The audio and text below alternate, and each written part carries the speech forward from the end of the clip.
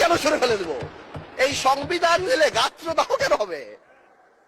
এই সংবিধানকে ব্যবহার করে বারবার মানুষের উপর অত্যাচার করা হয়েছে। সুতরাং এই সংবিধান যেই সংবিধান মানুষের কথা বলে না, সংবিধান যেই সংবিধানে মানুষের ইচ্ছার প্রতিফলন হয় না, মানুষের ভবিষ্যৎ দেয় না, মানুষের প্রোটেকশন দেয় না, সেই সংবিধানকে মানুষ ছুঁড়ে ফেলে দেবে। সংবিধান আর বৈধ নেই, আওয়ামী লীগ সরকার তা অবৈধ করে ফেলেছে বলে মন্তব্য করেছেন বিএনপি মহাসচিব মির্জা ফখরুল ইসলাম আলমগীর। কোন সংবিধান? বৈধ সংবিধান না এটা। কোন সংবিধান তো আপনার বাইবেল না, মানুষের জন্যই সংবিধান। এই বরাবর এটা মনে রাখবেন যে নির্বাচনের জন্য যেটা বলা আছে সেটা অবশ্যই বাইবেল নয়। আপনারা যেটা বলেছেন যেটা বলার অধিকার নেই, বাইবেল নয়, এটা জনগণের জন্যই আপনাকে এটাকে পরিবর্তন করতে হবে। এবং কোন সংবিধান?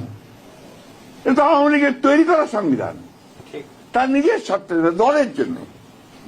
এই সংবিধানকে কেটে আর 1/3 তারা করেছে শুধু একজন ব্যক্তির জন্য, এবং যেখানে কোনো প্রশ্ন করা যাবে না, কারণ করছেন, এবং এটা কোনোদিনই নাকি পরিবর্তন করা যাবে না। সংবিধান তো মানুষের জন্য, সংবিধান তো কোনো ব্যক্তির জন্য নয়। সেই মানুষের সংবিধান তারা নষ্ট করে ফেলেছে।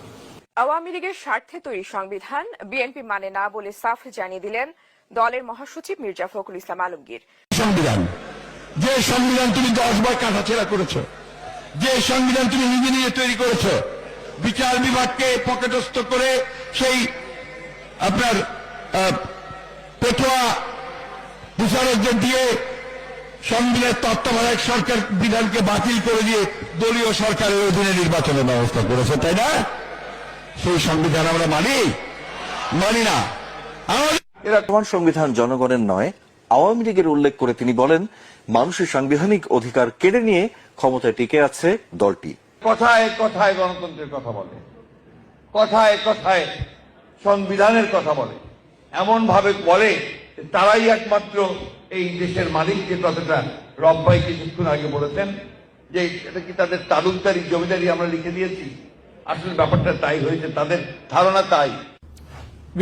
বাংলাদেশ রক্ষা পেলে, গণতন্ত্র রক্ষা পেলে